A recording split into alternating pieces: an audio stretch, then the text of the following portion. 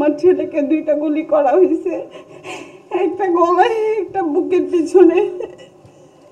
গুলি লেগেছিল, ওখানেই মারা গেছিল। আমার একটা ভাই যাওয়ার জন্য আমাদের পুরো পরিবারটা ধ্বংস হয়ে গেছে।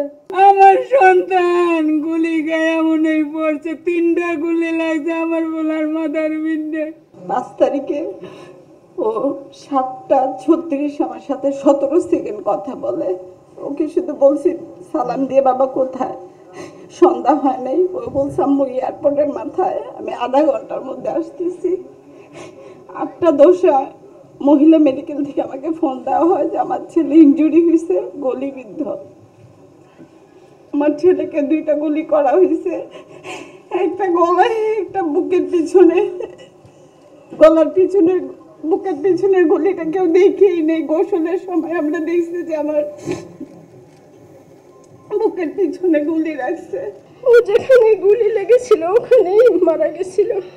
তারপর আমরা ওখান থেকে নিয়ে আসি বাসায় নিয়ে এসে রাত 1টার দিকে ওকে দাফন কাফন করা হয়। আমি বাংলাদেশে আর এমন রাজনীতি চাই না যেটা কোনো মায়ের বুক খালি হবে।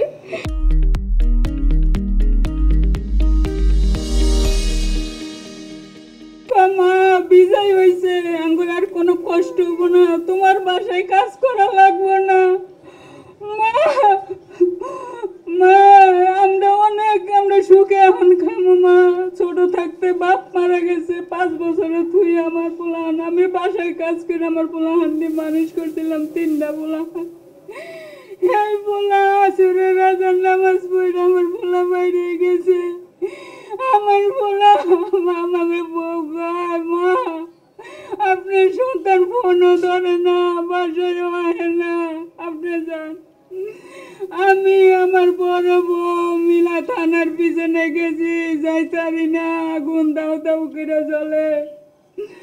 বড় পোলারা ফোন দেয়া আইতে গেছি যে তার ভাই কই, কয় মা ওই যে আমার ভাই, কয় মা পিছনে খাড়া রয়েছে, আমার লগে কথা কইয়া আমার পোলাই গেছে, যায় 5টা মিনিটে হয় নাই। আমার সন্তান গুলি গায়ে এমনই পড়ছে, 3টা গুলি লাগছে আমার পোলার মাথার বিন্দে। আমার ওই ছেলেটা ছাড়া আমার আর কিছুই নাই বাবা, আমি তোমার কাছে বিচার চাই। আমার আর কিছুই নেই, ওই ছেলেটা আমার, ওইটা আমার খাওয়াইতো, ওইটা আমার রাখতো। শুধু একটা গুলি না, আমার ভাইয়ের বুকটা ঝাঁঝরা করে দিচ্ছে গুলিতে গুলিতে, তার দিকে তাকানো যায় না। আমার ভাইয়ের আজকের এই মেয়েটার বয়স 11 বছর, ছেলেটার 20 মাস বয়স। এই ছেলেটা যখন বুঝতে পারবো আমরা কি জবাব দেবো তার কাছে বলেন? আমার একটা ভাই যাওয়ার জন্য আমাদের পুরো পরিবারটা ধ্বংস হয়ে গেছে। এই দায়টা কে নেবে বলেন?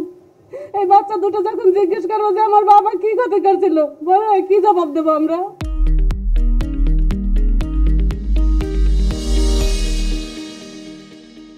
সকলের কাছে আমি এটাই বিচার চাই, আমার মেয়েটা বাসায় কেন নিরাপত্তা ছিল না। এই চিত্রটা ও নিজের ফেসবুকে নিজে আঁকছে, এই যে মারা যাওয়ার আগে দিয়ে। ওর ইচ্ছা ছিল বড় হয়ে ও ডাক্তার হবে। ও ছোট থেকে প্লে ভর্তি করাইছি, তখন থেকে ওর ক্লাস 7 পর্যন্ত চাঁদপুরে ও রুল 1 ছিল। ওর রুল 1 কেউ নিতে পারেনি। এইটা এসে ঢাকায় ভর্তি হয়েছে মাইলস্টোন স্কুল অ্যান্ড কলেজে। এবার 10ম শ্রেণীতে আবার মেয়ে পড়ে। মগজটা বের হয়ে গেছে, মগজ আর রক্ত, আমি আর কিছু দেখি না আমার মেয়ের। আমি যখন আমার ছেলেকে ফোন করলাম, আব্বু ঢাকার অবস্থা তো অনেক খারাপ, তো তুমি চলে আসো।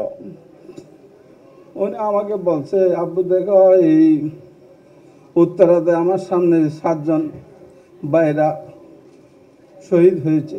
আমার বুকে তো মানাইতেছে না, আমি মানতে পারতেছি না, আমি কি করে যাব।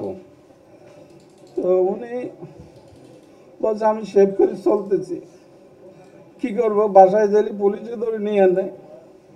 তো আমরা মিটিং মিছিল থাকলে একটু নিরাপদে থাকি, কিন্তু বাসায় গেলে তো পুলিশে নিয়ে গেলে হয়তো উনি বেঁচে যেত, কিন্তু ওনার যে শহীদি মত আল্লাহ কবুল করেছে।